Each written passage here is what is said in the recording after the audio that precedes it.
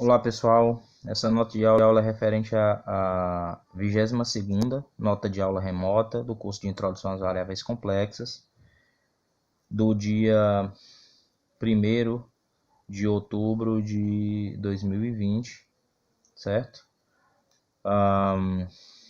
Essa nota tem como objetivo falar de funções harmônicas do começo ao fim, tá? Essa é uma nota bem longa, de 29 páginas. Eu vou tentar ser sucinto e apenas falando sobre sketches de informações, em virtude da gente ter uma nota muito grande. Uma função é dita ser harmônica em termos gerais, quando o laplaciano de u, ou seja, a divergência do gradiente, for igual a zero. Em termos de derivadas parciais, o laplaciano de u, que é esse símbolo aí parecido com um triângulo, que vocês devem estar vendo na nota, ele é equivalente à soma das derivadas puras de segunda ordem, certo? Uma função é harmônica quando a soma das derivadas de segunda ordem pura da função forem iguais a zero, certo? Note que quando a gente tem uma função de uma variável complexa, f, a gente pode escrever ela como u mais iv, né? E a gente sabe que se ela for analítica, ela satisfaz as equações de Cauchy-Riemann e, portanto, vale que a derivada parcial de u com respeito a x é igual à derivada de v com respeito a y, e a derivada de u com respeito a y é igual a menos a derivada de v com respeito a x. Isso está identificado em 1, tá? Aí o que é que a gente faz? Como a gente sabe, né, que f é infinitamente diferenciável pela nota de aula anterior, né, a gente pode derivar isso mais uma vez e obter a identificação em 2. Ora, note que a identificação em 2 ela vai essencialmente nos permitir que a gente conclua que a parte real e a parte imaginária de uma função analítica elas são harmônicas, né? Uma vez que a gente pode usar o teorema de Schwarz para as derivadas mistas, né? A gente sabe que as derivadas mistas elas comutam a derivada parcial com respeito a x e com respeito a y, porque a nossa função ela é infinitamente diferenciável, né? Já que f é infinitamente diferenciável, significa que u e v precisam necessariamente ser infinitamente diferenciáveis. Portanto, eu uso as equações de Cauchy-Riemann, derivando uma segunda vez, uso o teorema de Schwarz sobre as derivadas mistas e chego à conclusão que a parte real da função complexa e analítica f ela é harmônica. Da mesma forma, se eu proceder derivando a equação de Cauchy-Riemann uma segunda vez em y e usando o mesmo tipo de ideia e argumento, eu também consigo chegar à conclusão de que o termo imaginário da função f também é uma função harmônica. Na realidade, depois que a gente chega à conclusão de que uma dada função ela é harmônica, na realidade qualquer derivada parcial dela também é harmônica, tá? Por exemplo, eu faço uma continha aí para vocês, do meio para o fim da página 3, por exemplo, da derivada terceira parcial de u, certo? Quando eu derivo ela duas vezes com respeito a x e uma vez com respeito a y, certo? Se você pegar essa função e você sabendo que ela é sem infinito, por exemplo, é infinitamente diferenciável e tenta calcular o laplaciano dela, então você chega à conclusão de que ela é harmônica também, tá, pessoal? Certo? Então, todas as derivadas de qualquer ordem de uma função harmônica também permanecem harmônica. Certo? Ora, depois que a gente concluiu que dada qualquer função, isso página 4, tá? Depois que a gente concluiu que dada qualquer função analítica f, as suas partes real e imaginárias são harmônicas, uma pergunta bastante natural é a seguinte: suponha que você tem ômega, um aberto simplesmente conexo e que se uma função harmônica, tá? Então a pergunta natural é: será que existe uma função analítica tal que essa função que se é harmônica, ou ela é a parte real ou ela é a parte imaginária de f? A resposta para essa questão é sim, tá?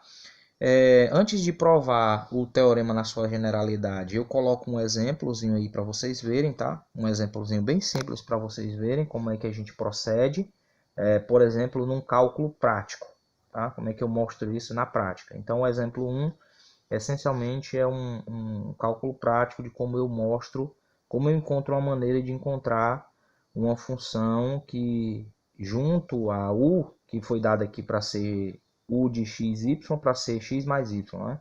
Como é que eu encontro v para que u mais iv seja uma função analítica, tá? Então, isso está na página 4, na página 5 até a metade. E depois eu chamo o resultado principal, tá, dessa parte, eu chamo de proposição, que é o seguinte, né? Seja ômega um conjuntor aberto do R2, simplesmente conexo, e U uma função harmônica. Então eu consigo encontrar F analítica, função complexa, tal que U é a parte real dessa função analítica, tá? Similarmente, como eu estou fazendo a demonstração da proposição para U como sendo a parte real da função analítica, eu poderia também assumir que ela é a parte imaginária também e fazer um argumento semelhante, tá bom?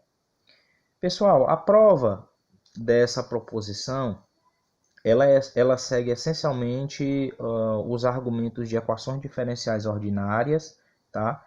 E também os conceitos de cálculo de uma diferencial, tá? Então, essencialmente, se você tem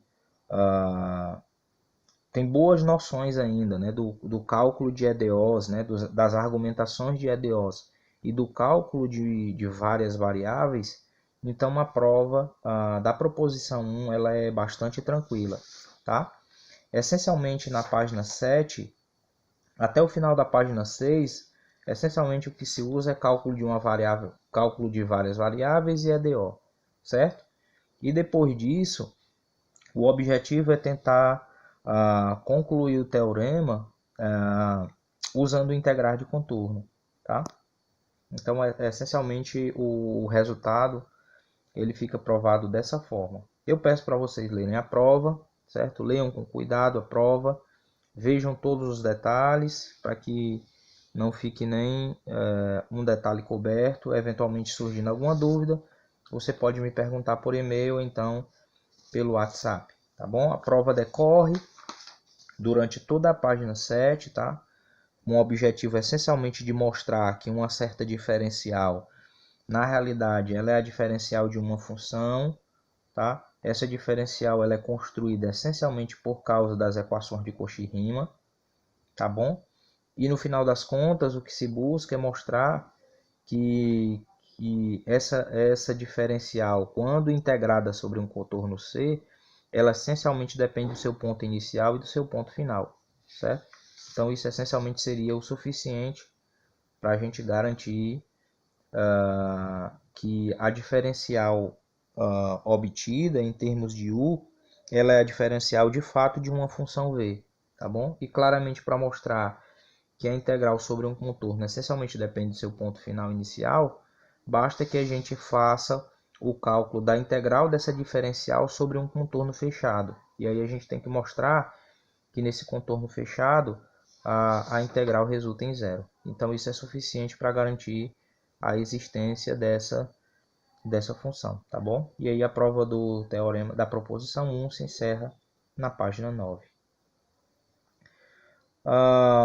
Do meio para o fim da página 9, eu venho falar sobre um outro conceito, que é o conceito de você ter regiões multiplamente conexas, né? Ao invés de você ter só uma região simplesmente conexa, na verdade você tem regiões que têm furos ou buracos, né? Então, quando você está diante dessas regiões, você tem que ter um pouquinho mais de cuidado, tá? Na hora de fazer contas. E aí o livro, né, o nosso livro-texto, ele sugere um exemplo para a gente considerar, tá?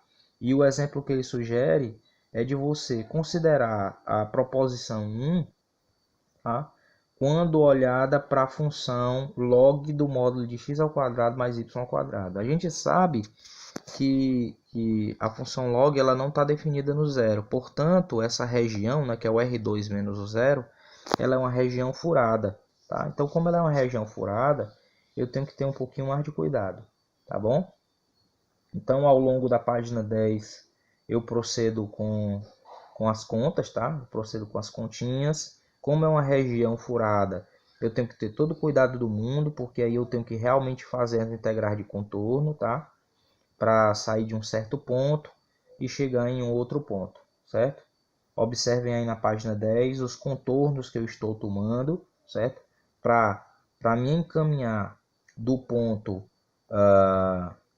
x0, y0 até chegar no ponto x e y genérico, tá? Observe aí os caminhos que eu estou tomando. Eles essencialmente são segmentos de reta, tá bom? E aí eu procedo com o cálculo das estruturas diferenciais, né, obtidas na proposição 1, tá bom? Isso está no final da página 10, certo? E aí eu uso a expressão obtida, tá, na proposição 1 para então fazer o cálculo de v de xy, uma vez que eu já tenho o u de xy, né, que é o log da raiz de x ao quadrado mais y ao quadrado. Na página 11 tem todo o cálculo feito para vocês, tá? De como é que você encontra o v de xy, com algumas anotações em vermelho nas laterais, para que fique claro alguns passos que eu realizei ao longo da construção, tá bom? Na página 12, essencialmente eu finalizo o argumento para garantir que f de xy na realidade é o arco tangente de y sobre x mais c0. Tá? Tudo bem? Página 13, eu continuo para finalizar o problema, né? Mostrando então que a função analítica oriunda de u e de v que eu encontrei, na realidade é simplesmente a função logaritmo complexa, tá? Essencialmente é essa função, tá bom? Ao final da página 13 eu tenho uma observação aí, vocês podem dar uma lida e tentar entender essa observação da página 13. Na página 14, pessoal, o objetivo da continuação da nota é falar falar sobre a relação entre funções analíticas e valores de máximo. Claramente, quando eu penso em valores de máximo, eu também poderia eventualmente falar de valores de mínimo, mas nosso livro texto coloca essas observações sobre valores de mínimo como exercícios, tá? Então vocês são levados a praticar toda a argumentação a partir de agora até o fim com valores de mínimos também.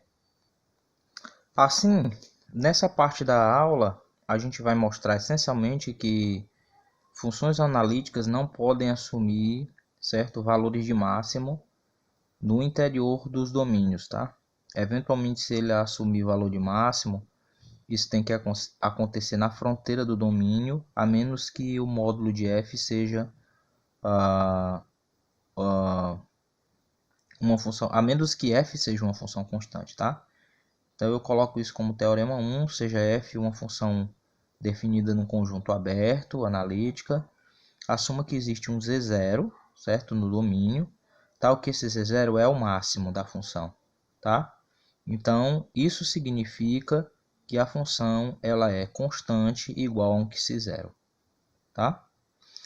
O que o teorema está querendo dizer é que não tem jeito, ou o máximo de funções analíticas ou acontece na fronteira, ou então significa que a fronteira a função vai para o infinito quando o ponto está indo para a fronteira, tá bom? Das duas acontece uma dessas duas coisas, tá bom?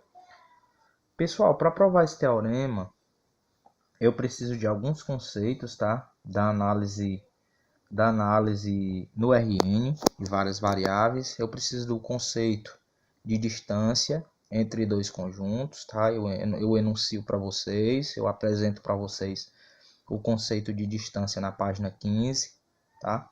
Uma outra coisa que eu vou precisar é a relação entre conjuntos fechados e sequências, certo? De números ou sequências de pares de números ou de triplas de números. No caso, como eu estou no R2, né? Sequências de pares de números, tá bom? Então eu vou precisar disso. Então eu coloco uma pequena observação para vocês no final da página 15, começando para a página 16.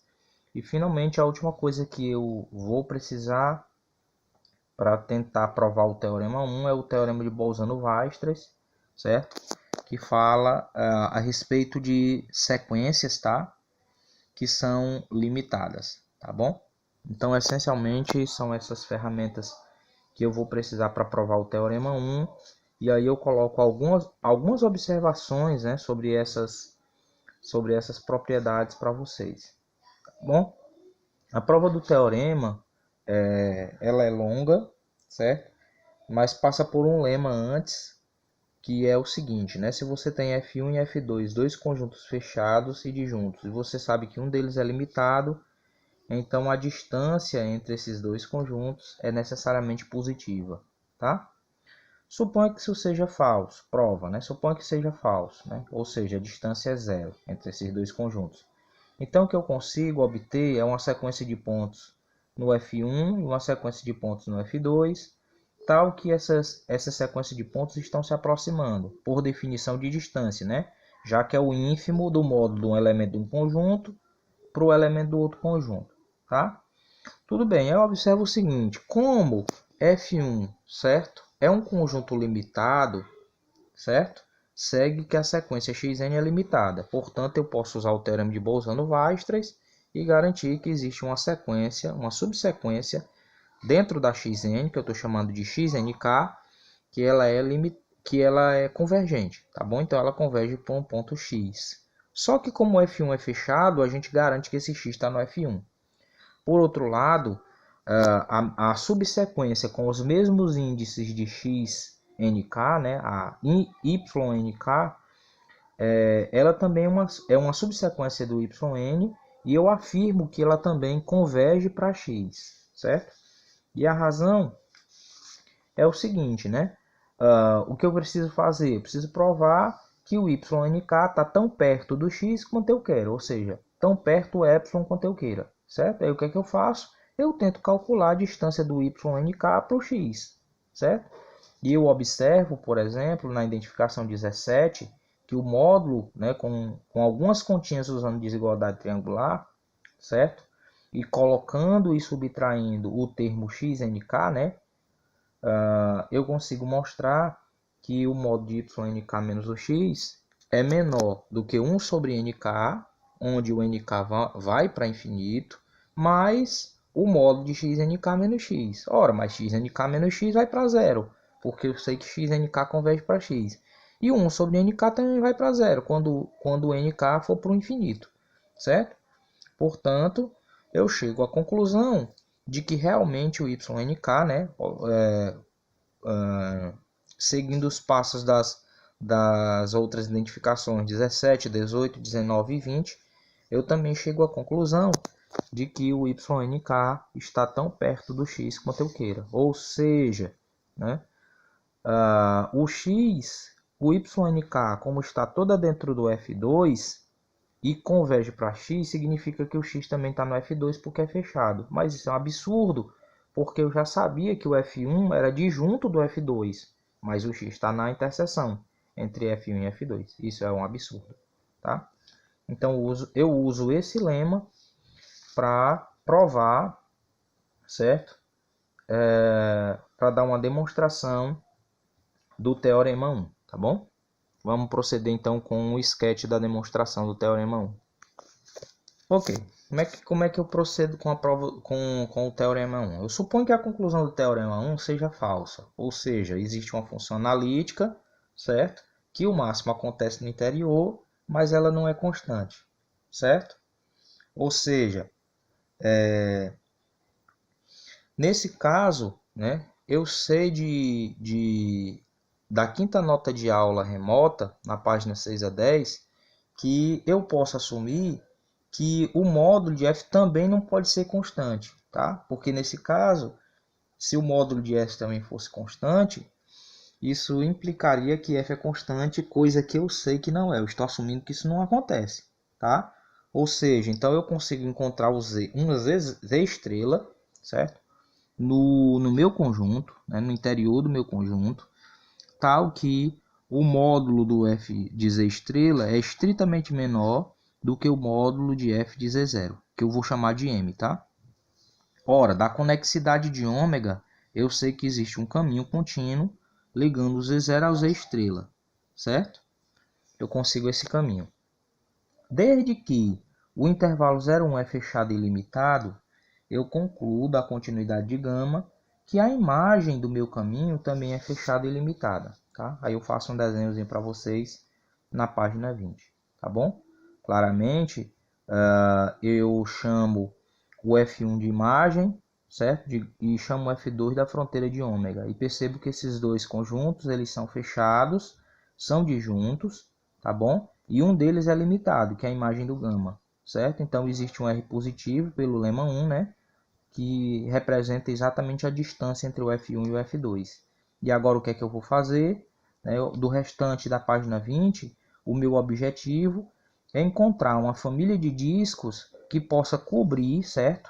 Cobrir esse F1, que é a imagem do gama, certo?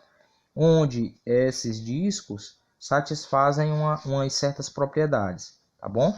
As propriedades indicadas na página 20, elas estão sendo expressas na forma de uma figura no início da página 21, tá? Então aqui tem uma série de identificações para o tipo de sequência de discos que eu posso tomar, e isso está sendo representado graficamente na página 21, como é que isso se comporta. E aí, qual é a minha afirmação? Eu afirmo que em cada um desses discos construídos de raio R sobre 4, certo? Centrado em cada um desses pontos EIs, certo? No interior desse disco, a minha função é identicamente M, ou seja, é o máximo. Se eu conseguir provar isso, o teorema essencialmente fica provado, porque no primeiro disco eu tenho Z estrela e no último disco eu tenho Z zero, certo? Mas se em todos os discos a minha função é identicamente M, significa que em F de Z estrela a minha função também é identicamente M, certo? Na verdade, eu tenho no primeiro disco eu tenho o Z0 e no último disco eu tenho o Z estrela, né? E em todos esses discos a minha função é M, e isso me geraria um absurdo, porque eu assumi lá no início que o modo de F de Z estrela é estritamente menor do que M, tá bom? E aí eu vou partir para a verificação dessa afirmação, tá bom? Começamos então provando a afirmação que ela vale para I igual a 1, certo? E aí o que é que eu faço? Eu considero C o contorno, certo? De um disco de raio D centrado no Z0, tá bom? E aí o que é que eu vou fazer? Eu vou tomar esse D para ser menor do que R, tudo bem? E aí o que é que eu vou fazer? Eu vou usar a fórmula de Cauchy. Aí eu uso a fórmula de Cauchy, certo? E na página 22, usando essa fórmula de Cauchy, certo? Tem uma conta relativamente grande, mas com todas as explicações principais do lado, tá? Eu chego à conclusão de que o M ele é menor ou igual que 1 sobre 2π vezes a integral de 0 a 2π do módulo da função, certo? Associada ao centro do disco que eu tomei, certo? Mais d elevado a iθ, já que eu estou na fronteira desse disco, tá bom? Conclusão é que eu chego que o m é maior ou o m é menor ou igual que isso. Por sua vez, como o m é o máximo da função, o m também ganha do que está no interior da integral, certo? O m ganha do que está no interior da integral, certo? Ok. Assim, a integral de 0 a 2π, certo? Do módulo de f de z0 mais d elevado a iθ dθ também é menor do que 2π vezes m. Então, por um lado, a integral é maior ou igual que 2πm e, por outro lado, ela é menor ou igual, certo? Então, ela é igual, tá? Ou seja, a integral de 0 a 2π do módulo de f de z0 mais d elevado a iθ em módulo dθ, isso é 2πm, certo? Então, eu afirmo que a identificação 24 é suficiente para garantir que nesse intervalo, para todo θ, certo? Ou seja, nessa fronteira, a função tem que ser identicamente em m, tá? E se ela não fosse, você conseguiria argumentar, certo? usando a continuidade da função f, certo? Se ela não fosse identicamente m na fronteira desse disco, você conseguiria usar a continuidade da função m para garantir que a integral deveria ser, menor, estritamente menor do que 2πm, tá? Eu faço essa argumentação usando a continuidade da f do meio para o fim da página 23, certo? Até essencialmente o meio da página 24, tá bom? Então, realmente a gente chega à conclusão de que na fronteira desse disco de raio D, a minha função é identicamente m. Ora, mas lembre que agora que eu escolhi o D para ser qualquer valor entre 0 e R, então em qualquer fronteira de qualquer disco dentro, certo? De qualquer disco que você quiser tomar dentro, você pega a fronteira, a sua função vai ser identicamente m. Então, se você escolher qualquer disco de raio menor do que R, certamente a sua função vai ter que ser M, porque em qualquer fronteira de disco interior, a sua função vai ter que ser identicamente M, certo? E aí o que eu faço? Eu escolho, por exemplo, um disco de raio 7 sobre 8R, tá?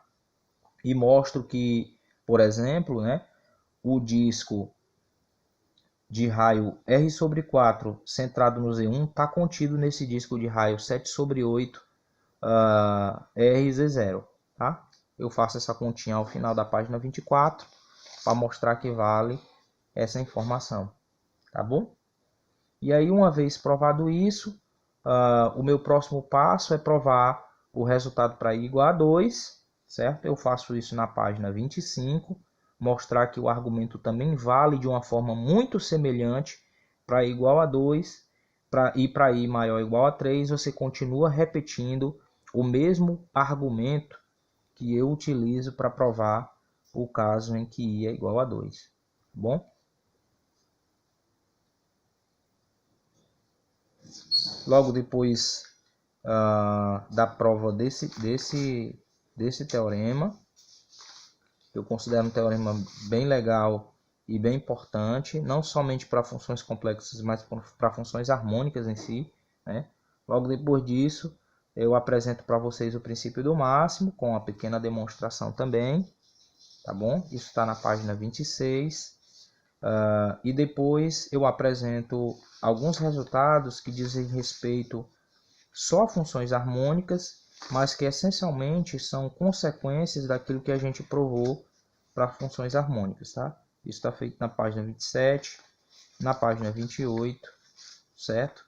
E na página 29, eu solicito a vocês que estudem o final do capítulo, que fala um pouquinho a respeito dos problemas de Dirichlet-Neumann, porque provavelmente eu vou cobrar de vocês a experiência que vocês tiveram com esse pedaço da seção de funções harmônicas em um fórum, tá? Ao final da página 29, eu indico ali 5 ou 6 probleminhas para que vocês possam resolver e me entregar no dia da lista. Eu desejo para vocês, a partir de agora, bons estudos.